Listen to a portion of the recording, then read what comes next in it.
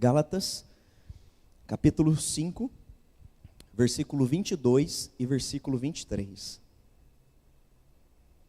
Amém? Diz assim: mas o fruto do Espírito é amor, alegria, paz, longanimidade, benignidade, bondade, fidelidade, mansidão, domínio próprio. Contra estas coisas não há lei.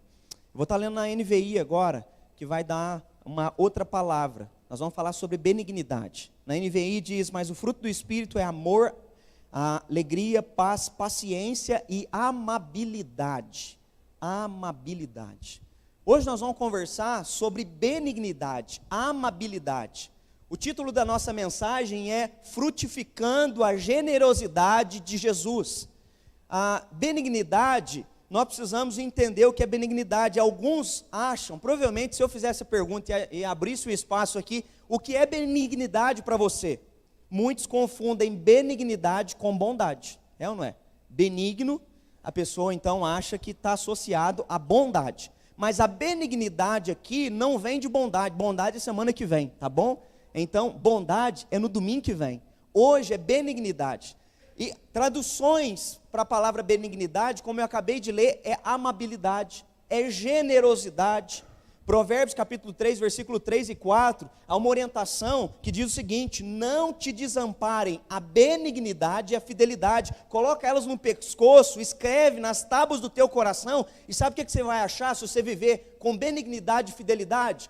Provérbios vai dizer: você vai achar boa compreensão diante de Deus e diante dos homens. Quem vive de maneira benigna vai achar graça diante de Deus e ser abençoado por Deus e ser abençoado nos seus relacionamentos interpessoais. Assim como semana passada, tão quanto difícil foi falar sobre paciência, é difícil para nós falar sobre benignidade. Sabe por quê? Porque normalmente, naturalmente, humanamente falando, desde o Éden, nós não somos generosos, nós somos individualistas. Desde o Éden, nós nos tornamos egocêntricos, nós pensamos mais em nós do que no outro. Nós pensamos mais naquilo que me beneficia do que aquilo que possa ajudar o outro. Nós somos tão egoístas que diante da nossa própria dor, nós pensamos mais em nós do que também no outro. Nós somos egoístas em todos os sentidos. E que benignidade que é essa que o Espírito Santo de Deus quer vir gerar na tua e na minha vida? E como é que se dá esse processo? Eu vou trazer aqui alguns ensinamentos sobre essa benignidade na prática, para tu e para a minha vida. O primeiro ensinamento é que a benignidade, ela é uma generosidade divina. Ela é uma generosidade que vem de Deus, que vem de Jesus. A benignidade aqui, generosidade divina, significa uma virtude que se dispõe a se sacrificar os próprios interesses em benefício do outro. Olha o tanto que é complexo esse negócio. Benignidade é você sacrificar os seus próprios interesses para você, então, abençoar outras pessoas. Na nossa cultura não é assim. Nós somos tão ensinados, mas também isso estava lá no Éden, a pensar em nós, antes de pensar no próprio Deus. Antes de pensar nas pessoas. O que Eva fez, e que o Adão também cometeu no jardim do Éden, foi pensar mais neles. A Bíblia fala que o fruto que eles não podiam comer era desejoso aos olhos. Ou seja, deu vontade. Eles pensaram mais nele do que no próprio Deus. E é isso que o individualismo faz a gente dizer não para Deus e buscar viver de maneira que a gente se autossatisfaz. Se no final das contas vai me fazer feliz, é o que eu quero. A geração do hedonismo, que é a geração atual, Bauman chama isso de hedonistas, ou seja, gente que busca prazer a qualquer custo, ou então busca acabar com a dor. Bauman vai dizer isso, é gente que pensa em si antes de pensar no outro. E o Espírito Santo vem justamente para mortificar isso na tua carne, para que eu e você deixemos de ser individualistas e possamos viver algo que é sobrenatural. É o sacrifício autopessoal para a gente então abençoar outras pessoas. O benigno, ele age com gentileza, independente da maldade do outro. Olha como é que é complexo esse negócio. Ser benigno é ser generoso, mesmo que o outro seja mau. Difícil isso, né? Porque nós somos ensinados a agir da seguinte maneira: olho por olho, dente por dente. Já prestou atenção nisso? Eu me lembro, enquanto eu estava preparando a mensagem, como que a maldade está no coração do ser humano.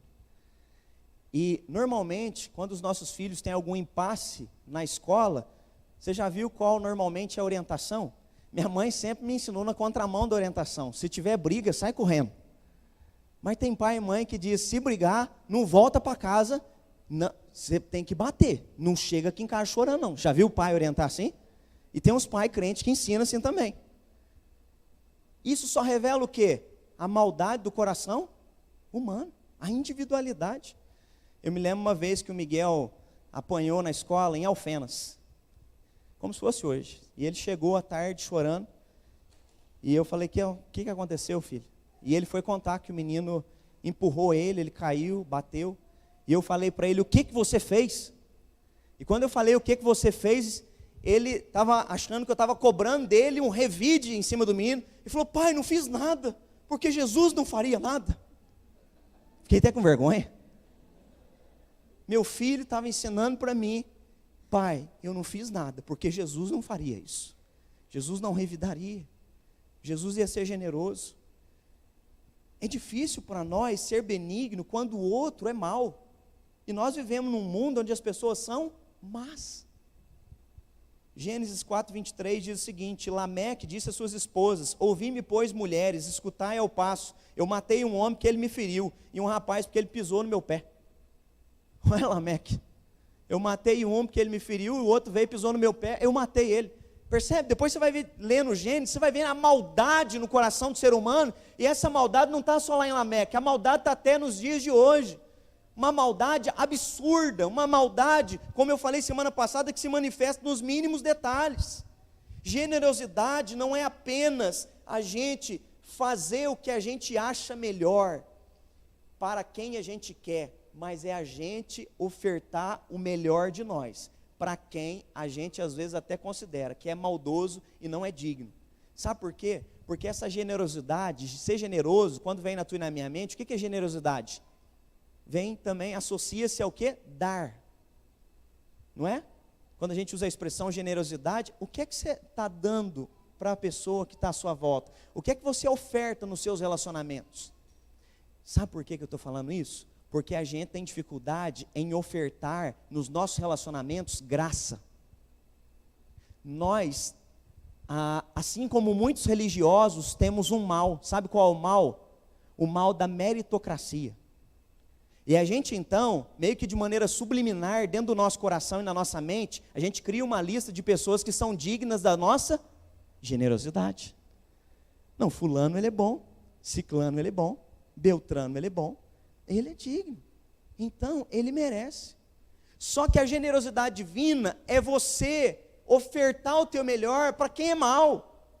Isso é difícil demais, é complexo, mas é essa obra que o Espírito Santo de Deus quer gerar em nós e nos chama enquanto igreja a ofertar. Sabe por quê? Porque nós só estamos aqui nessa noite, daqui a pouco nós vamos tomar a ceia do Senhor. Sabe por quê? Porque Jesus foi generoso conosco e nos ofertou salvação de maneira gratuita, louvado seja Deus. Não é por meritocracia, não tem um aqui nessa noite que foi salvo, lavado e remido pelo sangue de Jesus, porque é bom, porque nenhum de nós somos. Louvado seja Deus, o Senhor tem nos transformado, e a bondade do Senhor tem alcançado a nossa vida. Mas percebe, é graça, isso é graça. Graça é o que a gente aprende na escola bíblica dominical, é favor imerecido. Você, de maneira imerecida, recebeu um presente de Deus, e o presente foi a bondade do Senhor se manifestou na tua vida. Aí a pergunta é, se Deus fez isso comigo que sou um pecador, por que eu não posso fazer isso com pessoas que são más? Percebe? Se eu experimento isso do Pai, automaticamente, aquilo que eu experimento aqui do alto, eu dou para os outros. Mas alguém que não consegue enxergar a benignidade de Deus e a graça se manifestando sobre sua vida, tem dificuldade de ser benigno com os outros. Philip Yancey conta no livro dele, Maravilhosa Graça, não sei quem já leu, mas se não leu, leia esse livro, compre esse livro, Maravilhosa Graça, um dos melhores livros que eu já li na minha vida. Philip Yancey vai contar a história que uma vez ele entrou no ônibus, sentou-se do lado de uma mulher, e a mulher começou a contar a vida dela, ela estava envolvida com prostituição, envolvida com pecado, um bocado de coisa, e ele começou a falar do amor de Jesus, começou a falar de salvação, de transformação de vida, que Deus podia dar uma nova história, e Deus podia transformar, porque Jesus faz isso. E quando ele foi falando, ela começou a chorar, e ela disse, eu quero. Eu fiquei me lembrando da mulher samaritana, Senhor, me dá desse copo, eu quero beber. E o Filipe fala que enquanto ele falava do amor de Deus para ela, ao terminar, ela disse, eu quero esse Jesus. E aí depois, então, ele fez uma oração com ela naquele ônibus, e ele disse, que bom, ele entrou na sua vida. Agora, eu te convido a procurar uma igreja mais próxima de você, porque lá a igreja vai te ofertar graça. Eles vão ser benignos com você e vão te ajudar a recomeçar a sua vida. E ela falou, eu fui domingo, eles me expulsaram de lá. Às vezes a igreja deixou de ser graciosa. A igreja foi salva pela graça, mas não oferta graça aos de fora. Nós somos chamados para dar para os outros aquilo que nós recebemos do Pai. E o que nós recebemos do Pai foi graça, louvado seja Deus. O que nós recebemos foi benignidade. Nós éramos maldosos, ruins. Salmo 51, em pecado me concebeu minha mãe. Já viu uma criança? Arranca um brinquedo dela de 2 anos. Ela te dá um tapa na cara. Ela nem sabe. É instinto dela, de maldade. Maldade está no coração do ser humano. Se não fosse Deus entrar na tua e na minha vida, querido, nós achamos que isso é normal. E tem gente que justifica ainda, fala, não, você não viu o pai dele, é temperamento. Temperamento que nada, isso é maldade. Isso é pecado, isso é corrupção. Nós não fomos feitos assim, nós fomos feitos à imagem e semelhança dele, e a imagem e semelhança dele flui, resplandece generosidade. Quem olhava para Jesus via um homem generoso. Semana passada eu falei aqui, na pregação, se você não está assistindo uma série boa, assista The Chosen. Louvado seja Deus, um tanto de gente começou a assistir essa semana. E o povo falando, pastor, que maravilha, poder ler os evangelhos e ir vendo como Jesus era amável, como Jesus, ele era gracioso. Nós precisamos olhar para Jesus e enxergar Ele, a imagem de Deus, e a imagem de Deus resplandece graça, benignidade. O benigno, ele age com gentileza também, independente da reciprocidade do outro, porque aqui entra o fator difícil, ser generoso com quem é maldoso e ser generoso com quem não vai retribuir para a gente. É desafiador, porque normalmente a gente é simpático, ou a gente é generoso com quem é simpático e generoso conosco. Presta atenção, você vai nos mesmos lugares sempre. Concorda comigo? Você tem um supermercado que é de preferência seu, você tem a padaria que é de preferência, você tem o açougue que é de preferência, você tem a oficina de preferência. E quando você chega lá, você sabe a reação de cada pessoa que vai tendo naquele local, é ou não é? Você procura o caixa que é mais simpático, porque tem caixa que passa e nem olha na sua cara, fala a verdade. E às vezes nós não estamos dispostos a ser generosos com quem não é. A gente até evita, fala, não, vou no caixa de cá, aquela lá fecha a cara para mim. Ah, não vou na oficina não, que ali o pessoal não é tão amistoso assim, eu vou naquela outra, porque quando eu chego o pessoal já é receptivo. Percebe que a gente sempre está pensando na lei da reciprocidade, eu só vou me aproximar quem pode me dar, na mesma proporção do que eu ofertar para ele. Só que entenda uma coisa, Jesus nos ensinou que deve partir de nós e não do outro, porque nós é que andamos com ele. Então ele nos ensinou o seguinte, que vocês façam para os outros aquilo que vocês gostariam que fizessem para... Então quem tem que fazer? Nós, cristãos, somos nós. Pastor, mas o outro não faz, mas o outro não conhece Jesus, eu conheço, eu sei que eu tenho que fazer, e a Bíblia fala, quem muito é dado, muito será cobrado. Se você sabe que tem que ser generoso, se você sabe que tem que ser gracioso, seja, porque Ele cobrará de mim e de você. Nós conhecemos a palavra, nós conhecemos as Escrituras, nós temos o Espírito Santo de Deus que habita dentro de nós. E louvado seja Deus, nessa semana você vai procurar a caixa que tem mais cara fechada e vai ser generoso com ela. Você vai nos difíceis, sabe por quê? Porque Deus vai te colocar lá para você ser generoso com Ele. Pastor, mas não tem reciprocidade, mas é lá que Deus colocou a gente. A Bíblia diz, amai-vos cordialmente uns aos outros com amor fraternal, preferindo a honra uns aos outros. A Bíblia está chamando a gente a honrar pessoas. Nós não temos uma cultura de honra, vamos ser sinceros, irmãos. Nós temos uma cultura tão pragmática que tudo que a gente faz é a lei do capitalismo. Tem gente que compra as coisas e quando passa ali, eu estou falando do caixa, mas tem gente que compra e não agradece a pessoa no final. Não olha no olho da pessoa, é um ser humano que está do lado de lá, trabalhando como você trabalha. A gente é pragmático. A gente vive num capitalismo onde a gente não honra, a gente não tem uma lei da cultura. Obrigado, viu? E presta atenção. Quando você passa e você olha no olho da pessoa e toma uma atitude diferente, você impacta o dia dela. Chega no caixa e antes de passar qualquer coisa, segura as coisas e fala, bom dia, tudo bem com você? A pessoa assusta, porque você olhou para ela. Generosidade não é normal, as pessoas se assustam. Elas falam, quem que é esse?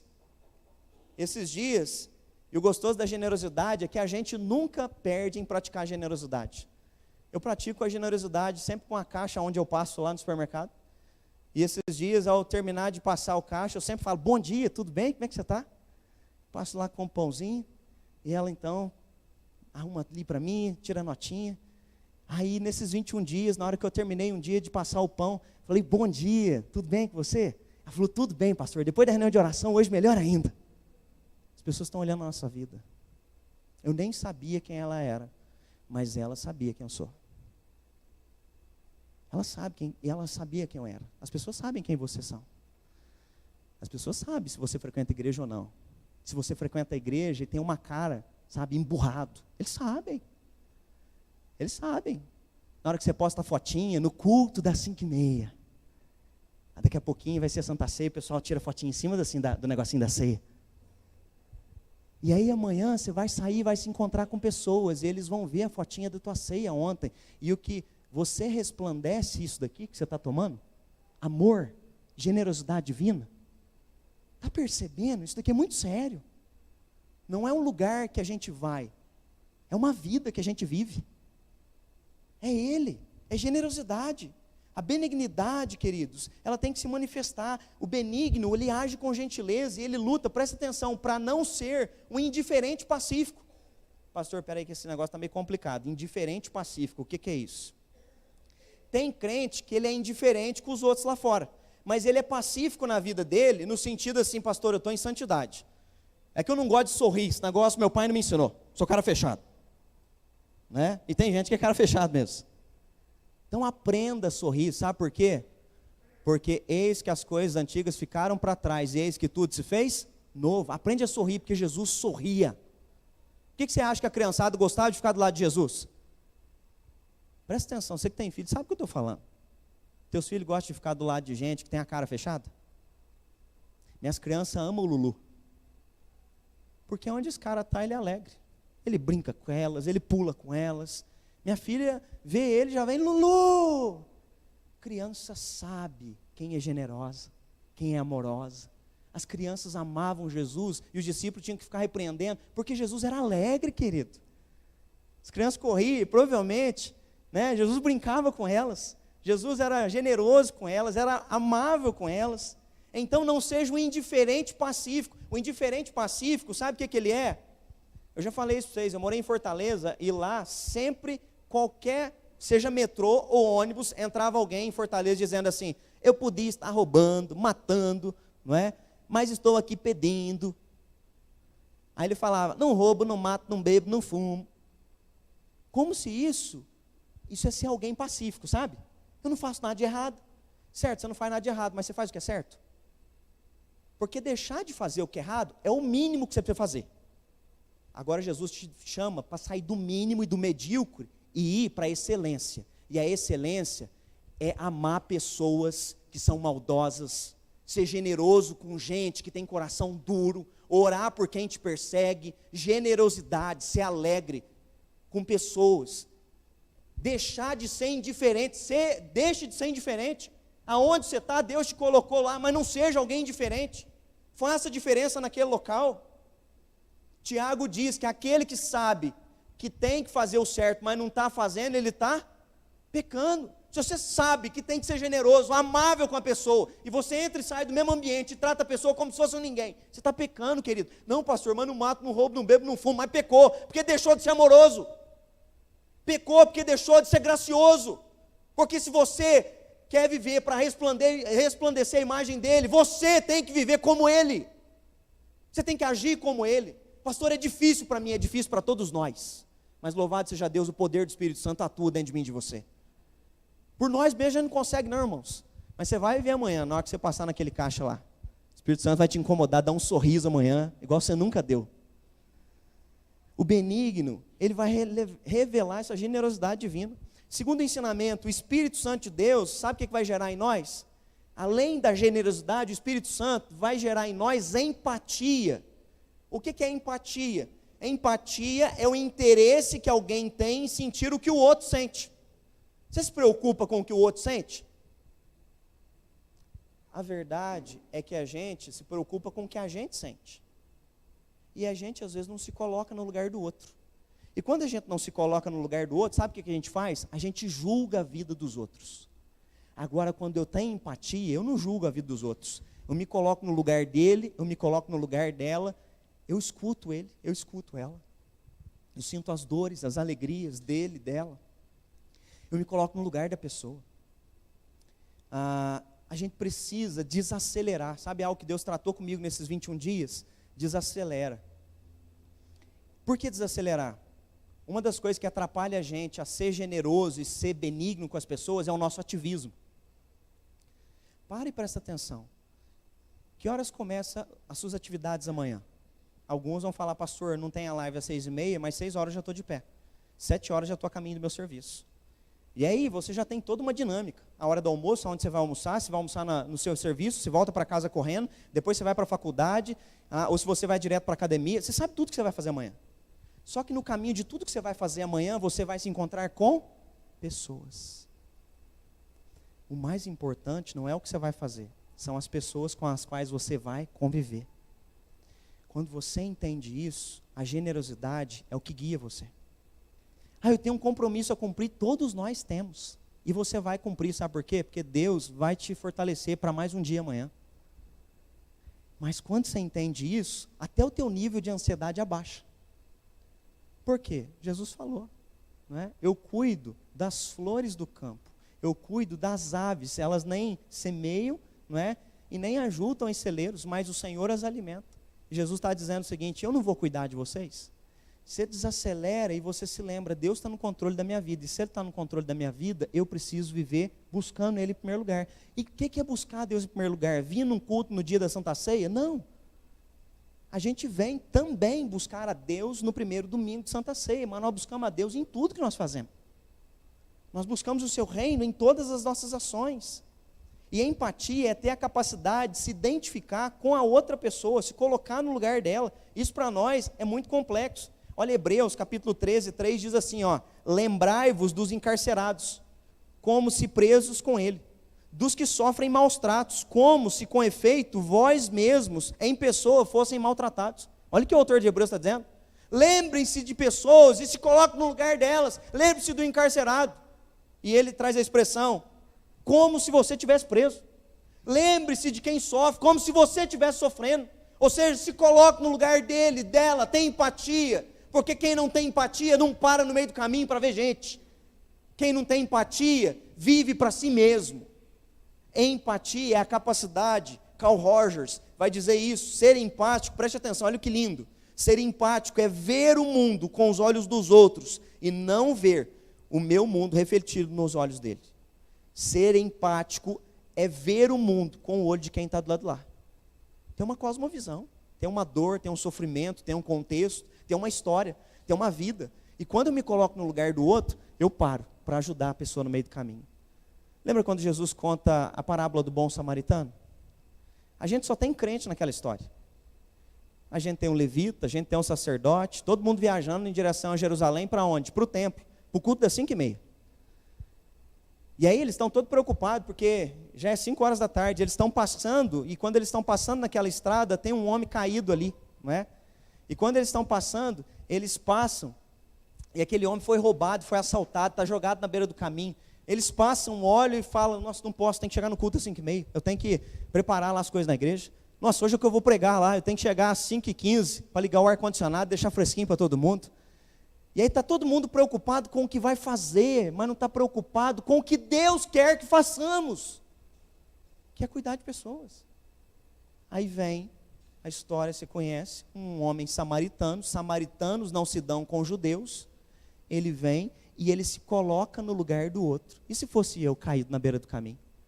Ele pega aquele homem, leva ele, não é, para uma estrebaria, para uma casa, ali onde vão cuidar daquela pessoa, e ele diz, olha, eu vou pagar tudo, na volta eu passo aqui, se precisar, eu cubro todos os custos. Sabe o que ele fez?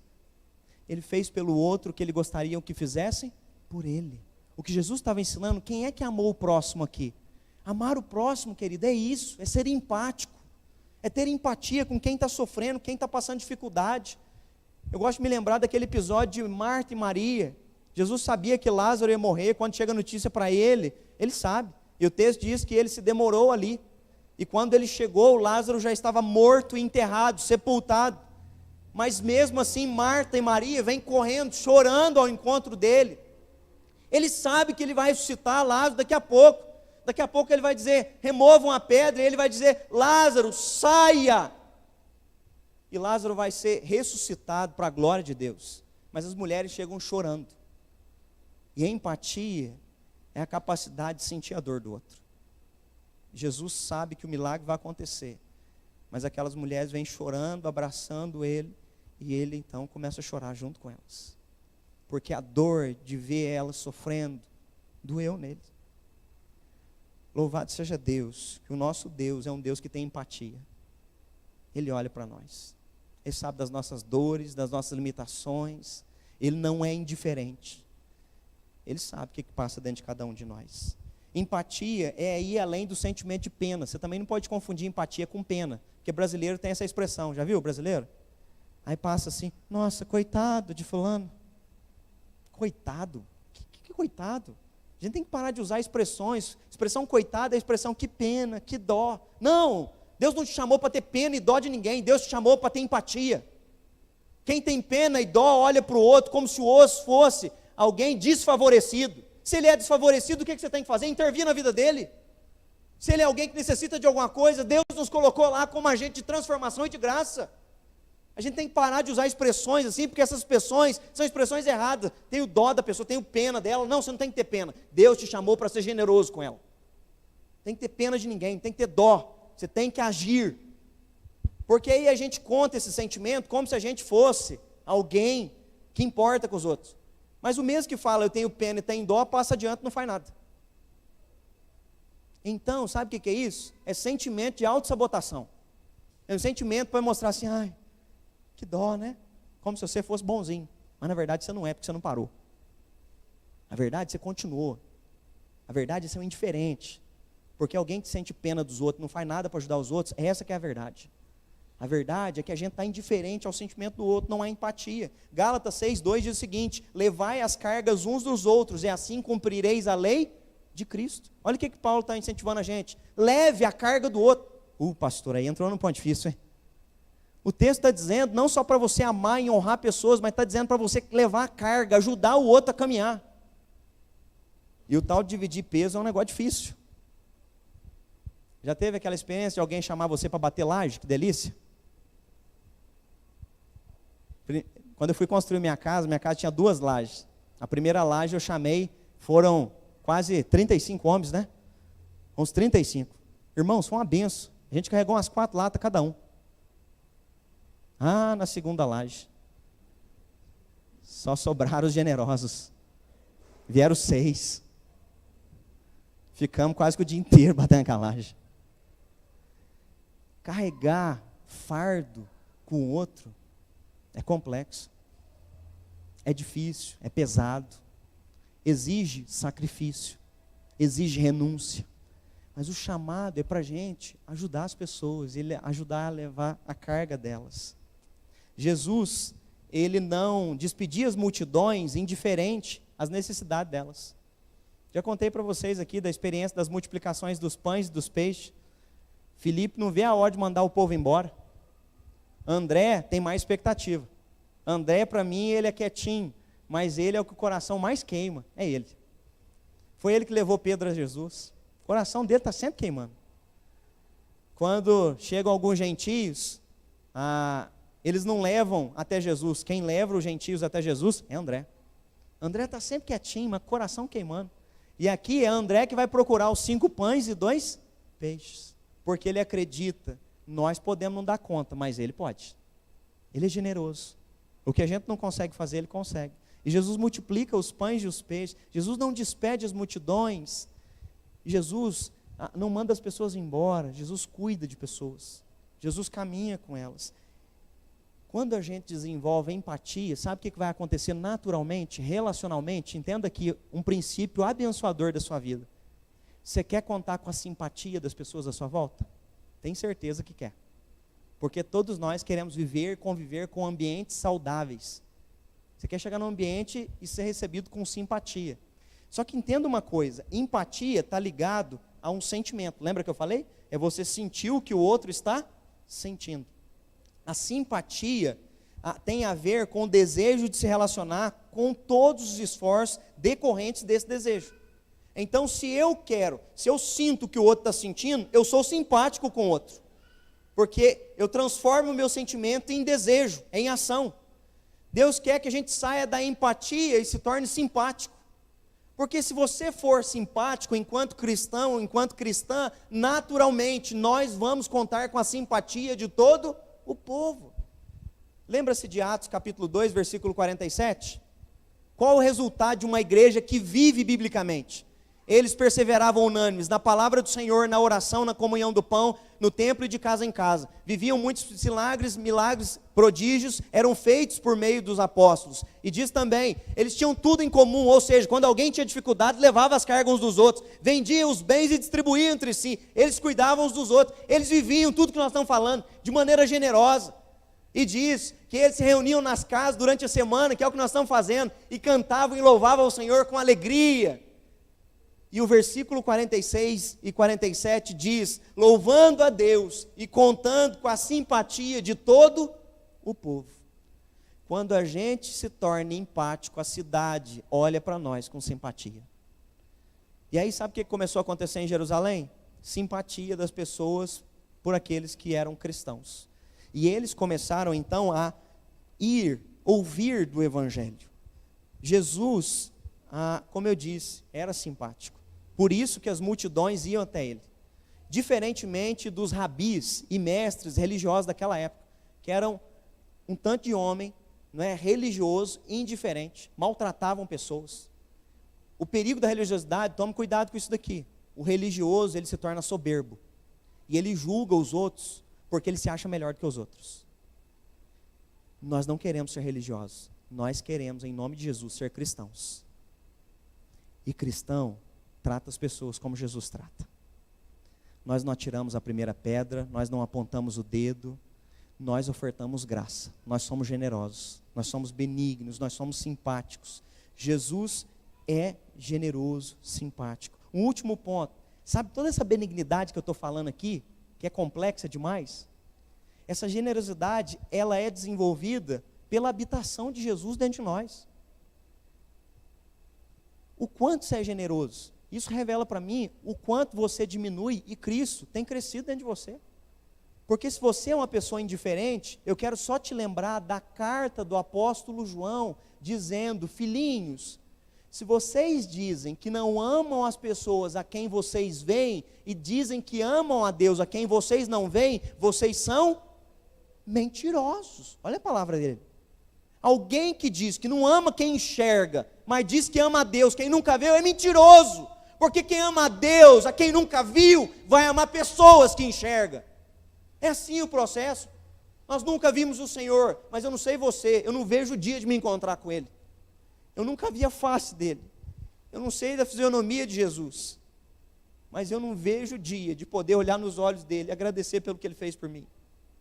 Eu não vejo o dia de estar junto com ele. Eu nunca o vi. Se eu o amo assim, eu tenho que amar quem eu vejo. É assim que o amor de Deus se manifesta dentro de nós. Então, a benignidade é desenvolvida através de Jesus estar habitando dentro de nós. Naturalmente, quando Jesus reina dentro de nós, entenda uma coisa, Ele passa a governar a tua e a minha vida. E se Ele governa a tua e a minha vida, o nosso coração, a nossa mente começa a ser a mente de Cristo. Devemos concordar, entenda uma coisa, que as boas obras não produzem um homem bom. As boas obras não produzem um homem bom. Pelo contrário, sabe o que vai produzir um homem bom? Uma pessoa que é habitada pelo Senhor Jesus. Nós vivemos num mundo onde a filantropia é a ideia de que se eu praticar filantropia, eu vou me tornar alguém melhor. Eu me lembro, já contei isso para vocês, eu fui batizado lá na Quarta Igreja, com 15 anos. Meu pastor era o pastor Orlando Braidotti. Se vocês não conheceram, pensa no homem bravo. Saulinho, esse dia estava falando assim, calma, de vez em quando você está dando uns murros no púlpito lá. É porque você não viu o pastor Orlando Braidotti. Era de madeira, não era acrílico não. O trem chacoalhava. O pastor Orlando era italiano, bravo. E aí nós fomos ser avaliados para fazer profissão de fé. E aí o pessoal tudo sentadinho, igual está aqui assim, ó. Aí se sentava, sabe aquelas mesas, você que é de igreja lá de 20 anos, 30 anos atrás, você lembra daquelas cadeiras dos querubins? Tinha umas cadeiras enormes aqui, lembra? E tinha umas que era até revestida, almofadada, vermelha, assim. A pessoa sentava aqui, parecia um trono. E aí eles punham as cadeiras assim, e você sentava de frente com os presbíteros. Irmãos, o coração saia para a boca. Porque aí o pastor ia fazer pergunta para a gente. E aí o pastor começava perguntando assim: aqui, quem tem certeza da salvação? Irmãos, eu estava na ponta, do lado de cá, louvado seja Deus. Aí começou por lá. Se você tem certeza da salvação, fala para mim um versículo que comprova isso. Você já ficava até assim. E eu lembro que o primeiro foi responder, o segundo foi responder, o terceiro, e estava chegando perto, e o coração acelerado. E tinha um sentado do meu lado, e o sentado do meu lado já era um senhor, uns 50 anos. Quando chegou no senhor, falou: você tem certeza da sua salvação? Ele falou: não. Ah, pastor Orlando, então levanta e vai embora daqui. E o homem disse o seguinte: pastor Orlando, pastor, eu pratico boas obras, quem sabe o Senhor me receba no céu. Falou: rapaz, se Jesus não está dentro de você, você não vai ser recebido no céu, coisa nenhuma, vai embora daqui, rapaz. Mas sabe o que o pastor Orlando estava ensinando? Era uma verdade. As tuas boas obras não vão te salvar. Se Jesus não habita em você, filho, não há nada que você possa fazer que te leve para o céu. Porque nós somos salvos mediante o sangue do Cordeiro. Querido, se Jesus não está dentro de mim e de você, nós não vamos conseguir ser generosos, não. Nós não vamos conseguir. Por quê? Porque isso vem de Jesus. Essa generosidade, essa benignidade só vem dele. João 10, 11, João 10, 10, eu sou o bom pastor, o bom pastor dá vida pelas ovelhas. Jesus diz: eu dou minha vida por vocês. Querido, ser benigno é se entregar como Jesus se entregou. Isso é complexo. 1 João 3,16, nisto conhecemos o amor de Deus, que Ele deu Jesus, seu Filho, por amor de nós, e nós devemos dar a nossa vida pelos nossos irmãos. Ou seja, o que João está dizendo? Se você experimentou o amor sacrificial de Jesus, agora chegou a tua vez de se sacrificar pelos outros. Olha a complexidade do Evangelho. A complexidade do Evangelho é: então viva como Ele, então se entregue como Ele, então se doe como Ele, então se preocupe como Ele. Amor sacrificial, a amabilidade, parece que às vezes está muito próximo, mas a gente precisa querer colocar a amabilidade em prática, como eu falei aqui. A amabilidade vai se manifestar amanhã, daqui a pouquinho, quando você voltar para a tua casa, tua esposa vai fazer a janta, e quando ela terminar de fazer a janta, entenda uma coisa, agradeça a ela. Obrigado, está delicioso o prato. A gente às vezes não é amável dentro da própria casa, vamos ser sinceros. Alguém que é bruto fora, você imagina como é que ele é dentro da própria casa. Alguém que não é empático dentro de casa, você imagina como é que é essa pessoa dentro da casa. Queridos, sabe aonde se manifesta o fruto do Espírito em primeiro lugar? Dentro do nosso próprio lar. A gente se coloca no lugar do nosso filho, do nosso cônjuge, a gente agradece: obrigado pelo prato, a comida estava deliciosa. Você precisa de ajuda? Você quer que eu lave o prato? É para você mesmo, maridão, que não lava o prato. Dá um sorriso, seja atencioso. Ei, você precisa sair da caixa do nada. Quando tua esposa vier conversar com você, eu sei o tão complexo é esse negócio. Você está sentado, concentrado lá, vendo aquele jogo, e ela começa a conversar com você. Desliga, é a melhor alternativa que você tem a fazer. Você não vai conseguir. Mude o ambiente. Hoje o Dani falou essa expressão, eu gostei tanto, nós estávamos almoçando junto, ele falou que ouviu uma mensagem, e o pastor disse: mude o ambiente. Nós temos o poder de mudar o ambiente quando a gente vive como Jesus. Pastor, como isso? É possível mudar o ambiente quando a gente vive como Jesus. Você entra no ambiente e você muda aquela realidade, por quê? Porque você vai agir como Jesus. Você já percebeu? Lê as narrativas do Evangelho, Jesus chegava e mudava os ambientes. O ambiente de tristeza se transformava em alegria. O ambiente de exclusão de um leproso se transformava no ambiente de salvação. O ambiente de alguém que ia ser acusado e morto, como aquela mulher, se tornava um ambiente de perdão e de restauração de vida. Louvado seja Deus, aonde Jesus chega, o ambiente é transformado. No ambiente de opressão, de possessão, os demônios corriam, porque o Filho de Deus tinha chegado naquele lugar. Queridos, aonde Jesus chega, as coisas mudam. E nós precisamos viver como Jesus. Querer chegar no ambiente e falar: esse ambiente vai mudar, porque Jesus está aqui comigo. Semana passada, eu contei isso na semana de oração, tive uma experiência maravilhosa. Fomos em Alfenas, eu compartilhei com vocês semana passada, da notícia da Eveline, né? Graças a Deus a médica disse que ela não tem nada. E quando nós saímos lá da casa, saímos do hospital, eu disse para ela, vamos passar na casa de um casal, amigo nosso? E sentimos de passar ali, e eu falei, vamos passar lá só para fazer uma oração. E a gente sempre se encontra, mas para conversar, para jantar junto, enfim, são amigos muito próximos nossos. E quando nós chegamos lá, eles tinham preparado uma mesa farta de café, e eu só agradeci e falei, não, hoje nós não vamos tomar café, hoje nós não vamos ficar muito tempo aqui, nós temos que levar as crianças para a escola. E eu lembro que eu só sentei, ouvi um pouco como é que eles estavam, e eu falei, hoje eu queria vir aqui só para orar por vocês. E aí falei, quais pedidos vocês têm? E eles colocaram os pedidos, eu orei, abracei eles, fui embora. À noite, quando eu estava chegando em casa de uma visita que eu fiz semana passada, quando eu estava chegando em casa, por volta de umas 8 horas, eu vi um áudio chegando. E aí eu pus no carro para me ouvir o áudio, e era o áudio daquele rapaz que eu tinha ido na casa dele, ele chorando, dizendo, você não sabe como eu senti Jesus hoje quando você veio aqui em casa orar com a gente. Você não pregou, você não falou nada, e falou, mas eu precisava que Jesus entrasse na minha casa naquela manhã, e na hora que você entrou para orar, ele entrou junto com você. Eu e minha esposa precisávamos receber uma oração. Querido, você precisa entender, Jesus habita dentro de você, e aonde você vai, você vive Ele. Jesus não é ideologia, Jesus é um Deus pessoal que anda conosco todo dia, em todo lugar, a toda hora. Nós vivemos Jesus, Jesus reina dentro de nós. Nós oramos com pessoas, nós proclamamos salvação, nós levamos libertação, porque Jesus vive e reina dentro de nós.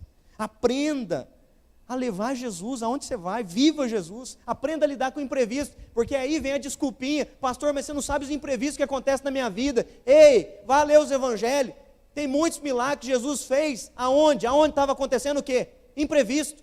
Imprevisto vai acontecer com você, comigo, com as pessoas que nos cercam, todo dia vai ter imprevisto. Jesus está pregando, você imagina, Jesus pregando aqui, eu estou no meu terceiro ponto, só para você que às vezes não entende um pouco sobre pregação, pregação tem introdução, 3 pontos e conclusão. Estou chegando à conclusão já para você ficar calmo, tá bom?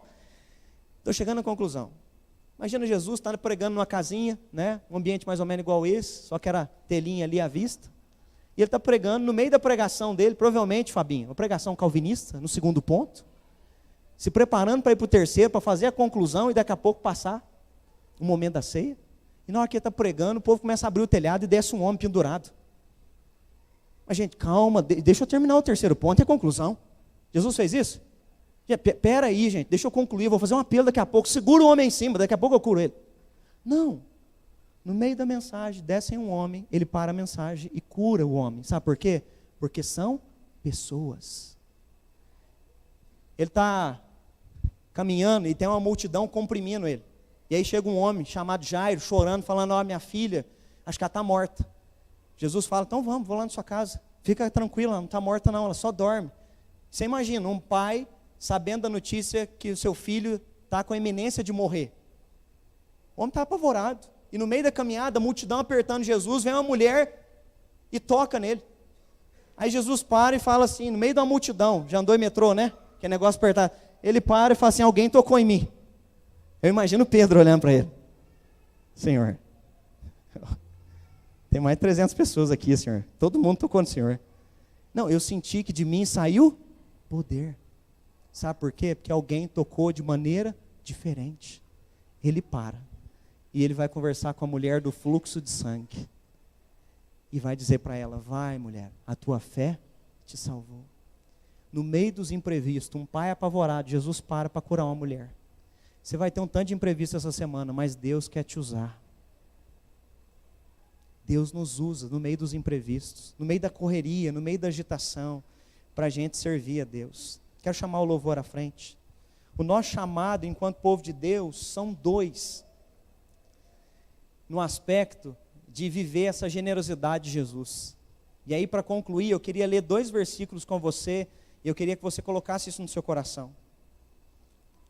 Colossenses 3,17, tudo o que fizerem ou disserem, façam em nome do Senhor Jesus. Tudo que vocês for fazer, façam, digam em nome de Jesus. O que está dizendo? Vá e viva em nome dEle.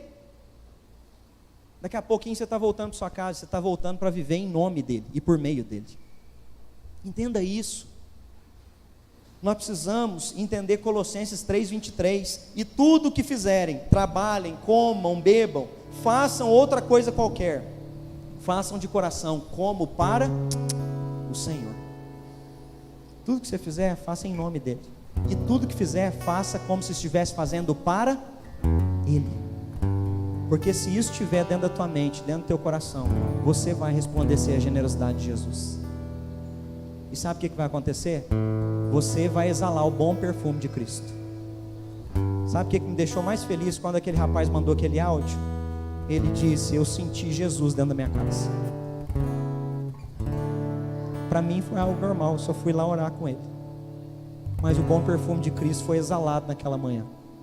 Aonde você for, em nome de Jesus, que quando você chegar lá, eles sintam o cheiro de Jesus, sintam amor, sintam empatia, sintam gente generosa, sintam gente que vive como ele. Aí nós vamos exalar o bom perfume de Cristo. O bom perfume de Cristo se manifesta não com aroma, mas com atitudes. Quando a gente tem atitudes que são atitudes semelhantes ao nosso Senhor e Salvador, é como um aroma que sobe, e as pessoas vão sentir o bom perfume de Cristo através das nossas vidas. Nós vamos passar o momento da ceia. Eu queria te convidar a fechar seus olhos, colocar o seu coração diante de Deus. A Bíblia diz: examine-se, pois, o homem a si mesmo. Então coloque-se diante dele agora, nesse momento, em nome de Jesus.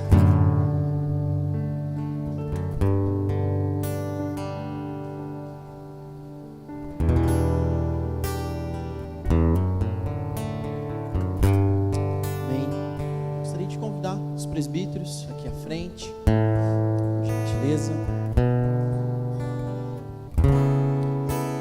Antes de nós orarmos, eu gostaria de ler um texto com você. Se você puder, abra sua Bíblia comigo, por gentileza, Isaías capítulo 53. Leremos o verso de número 3 até o verso de número 5. Isaías 53. Leremos do verso de número 3 até o verso de número 5.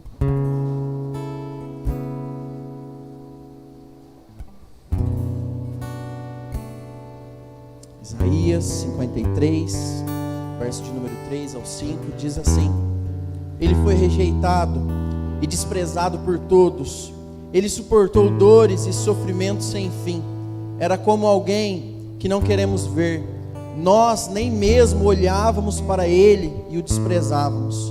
No entanto, era o nosso sofrimento que ele estava carregando, era a nossa dor que ele estava suportando. E nós pensávamos que era por causa das suas próprias culpas que o Deus estava castigando, que Deus o estava maltratando e ferindo.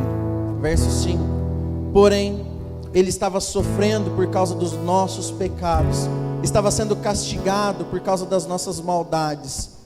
Nós somos curados pelo castigo que ele sofreu, somos sarados pelos ferimentos que ele recebeu. Amém. Eu não sei você, mas para mim nessa noite é motivo de gratidão. Nesse momento da ceia a gente vai celebrar aquele que sofreu a dor que era para mim e para você sofrer. Nós vamos celebrar aquele que suportou toda a dor que era para mim e para você ter passado. Nessa noite nós vamos celebrar a salvação em Cristo Jesus. Nós vamos relembrar através da ceia aquilo que Ele fez por mim e por você. E louvado seja Deus, é por isso que nós estamos aqui nessa noite. Então eu convido você a curvar a sua cabeça, a fechar os seus olhos. Vamos ter uma palavra de oração a Deus. É um momento oportuno de você confessar as suas falhas, os seus pecados, em nome de Jesus. Pai, obrigado, Deus, pelo Senhor ter enviado, ó Pai, o seu Filho naquela cruz, por ter morrido no nosso lugar, ó Pai. Deus, que texto maravilhoso de Isaías, ó Deus. Perceber, Pai, que Ele sofreu aquilo que era para a gente ter sofrido. Ele carregou aquilo que era para nós termos carregado, ó Pai. Deus, nessa noite nós queremos agradecer o Senhor pela salvação, Pai. Obrigado, Deus, porque foi o amor maravilhoso da parte do Senhor. Foi o Senhor quem nos amou primeiro, e por isso nós estamos aqui nessa noite, Pai. Obrigado, Deus. Nós confessamos a Ti, ó Pai, os os nossos erros, as nossas falhas, os nossos pecados, ó Pai. Deus, tende misericórdia de nós. Pai, nós consagramos a Ti os alimentos, ó Pai amado. Nós vamos comer do pão, nós vamos beber do cálice, Deus. Pai, no nome de Jesus, obrigado, porque o Senhor tem falado, o Senhor tem ministrado ao nosso coração, ó Pai. No nome de Jesus, a Ti toda a honra, toda a glória e todo o poder, ó Pai amado. No nome santo de Jesus, que nós oramos, agradecemos e bendizemos o Teu santo nome, Pai. Amém e amém. Nós vamos passar ao momento da ceia, distribuição dos elementos. Você que é membro da nossa igreja, membro batizado, está em plena comunhão com Deus, você é convidado a participar conosco. Você que nos visita, mas pertence a uma denominação evangélica e também está em plena comunhão com Deus, você também é convidado a participar conosco da ceia. Os nossos irmãos vão distribuir os elementos. Eu peço que assim que você receber os elementos, segure ele, para que juntos nós possamos nos alimentar.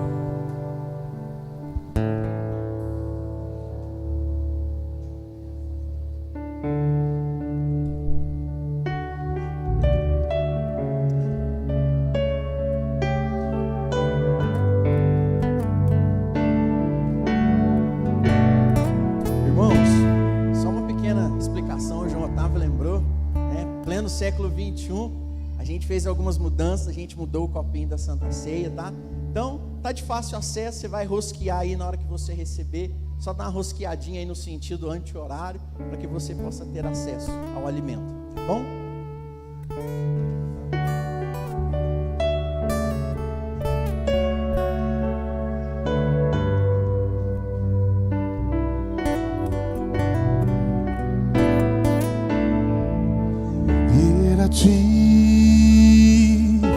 Adoração e derramar meu ser é o que meu coração deseja toda manhã. Imaginar é me inspirar pra te dizer: estou apaixonado cada vez mais por ti. Senhor, Tu és incomparável. Teu nome é maravilhoso.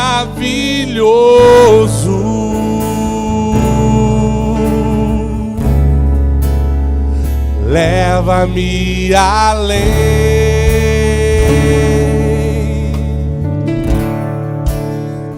Leva-me além.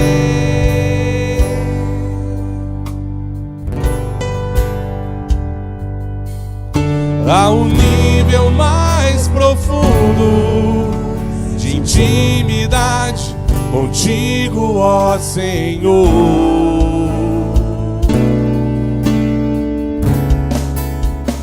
Leva-me além.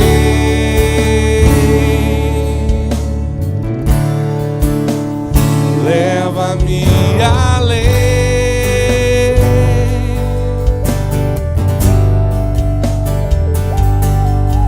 Minha vida flua mais da Tua unção, mais do Teu poder.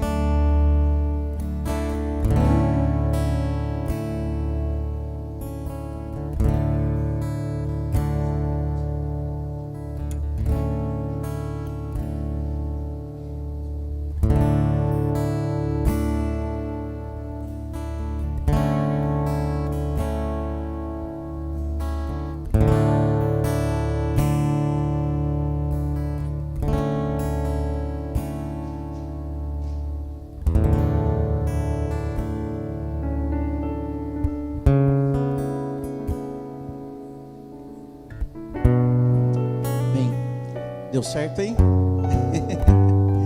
Vamos ceiar. Na noite em que Jesus foi traído, após haver dado graças, ele tomou do pão, o abençoou e disse: este pão simboliza o meu corpo, que é dado por vós. Tomamos todos.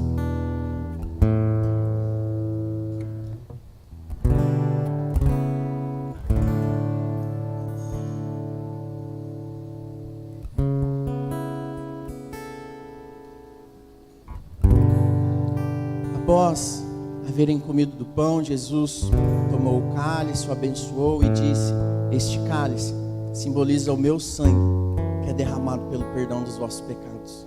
Tomamos todos.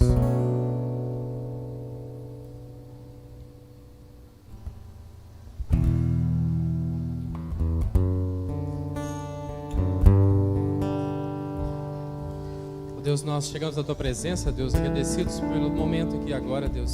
Foi graças ao Teu sacrifício, o Seu Filho Jesus naquela cruz, que hoje estamos aqui. Hoje podemos louvar o Senhor, podemos levantar louvores e orar a Ti, Deus, sabendo que o Senhor nos escuta, que o Seu Espírito Santo que habita em nós, Deus, fala por nós, e o Senhor nos olha não porque nós somos, mas pelo Teu Filho, Deus. Ele pagou o preço, como foi dito, nada merecemos, Deus, mas Seu Filho Jesus pagou esse preço e hoje o Senhor nos recebe. O dia que nós fecharmos nossos olhos aqui, estaremos diante do Senhor, Deus, e o Senhor nos abraçará e nos acolherá na Tua presença, Deus. E nós Te louvamos por isso, porque não é nosso, esse sacrifício não é nosso, Deus, é do Teu Filho. E louvamos pelo Teu amor por nós, Deus. Ó Deus, que nós possamos levar essa mensagem a outros, Deus, que outros possam estar aqui, que outros possam ser tocados pelo Senhor e que o Senhor possa nos usar.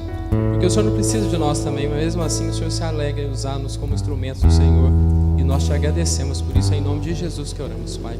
Amém, Senhor. Amém. Vamos colocar de pé. Quero te convidar a fazer uma oração nessa noite. Ore ao Senhor: Senhor, que eu diminua, que o Senhor cresça dentro de mim. Feche seus olhos, faça oração. Senhor, que eu diminua e que o Senhor cresça dentro de mim. Pai, a nossa oração, ó Deus, é que nós queremos diminuir para que o Senhor cresça, Deus, dentro de nós. Nós clamamos, ó Pai, que nós possamos de fato, Deus, desaparecer nossa vontade, nosso individualismo, nosso egocentrismo. Que o Senhor nos livre, Deus, de toda maldade, ó Pai. Que o Senhor nos livre, ó Pai, de viver para as paixões, de viver de maneira autocentrada. Nós queremos que o Senhor esteja centralizado no nosso coração. Nós clamamos: Senhor, vem e toma o Teu lugar, o lugar que é Teu por direito, que o Senhor conquistou na cruz do Calvário. Vem reinar dentro de nós, vem reinar, Deus, e que os Teus princípios e as Tuas virtudes possam reger o nosso coração. Que a constituição do Teu reino, que a Tua palavra, Deus, esteja gravada dentro do nosso coração para nós não pecarmos contra Ti. Nós queremos sair daqui, Deus, comprometidos com o Senhor, com o Teu reino, com a Tua vontade, com a Tua justiça. E que nós possamos, Deus, viver de maneira que as pessoas possam olhar, Deus, para as nossas práticas de boas obras e glorificar o Senhor que está nos céus. Senhor, eu clamo, Deus, enche o Teu filho e a Tua filha, Deus, com o Espírito Santo, ó Pai. Reveste ele, ó Pai, com o amor do Senhor. Que ele saia daqui para honrar pessoas. Que ele saia daqui, Deus, para amar cordialmente uns aos outros. Que ele saia daqui, Deus, em nome do Senhor Jesus Cristo, para viver um amor sacrificial, para viver em benignidade, para viver em empatia, para viver na bondade do Senhor. Assim, ó Pai, que o Senhor nos dê uma semana onde a gente perceba as pessoas na caminhada.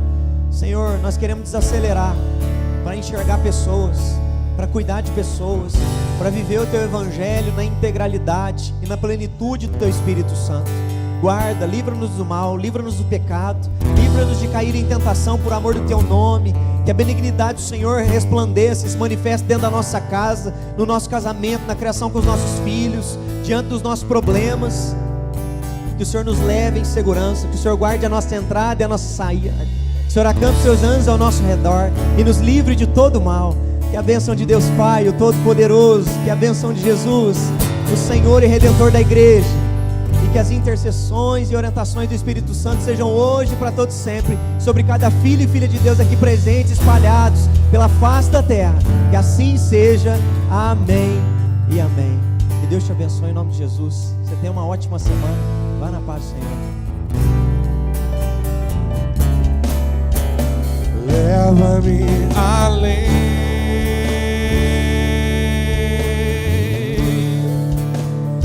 leva-me além.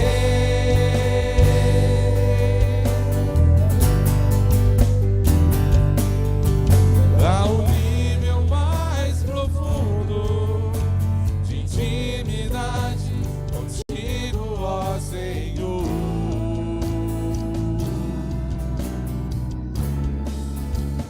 Leva-me além.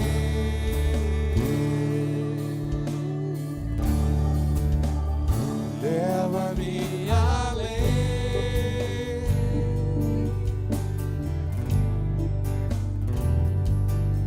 Que a minha vida flua mais da tua unção, mais do teu poder.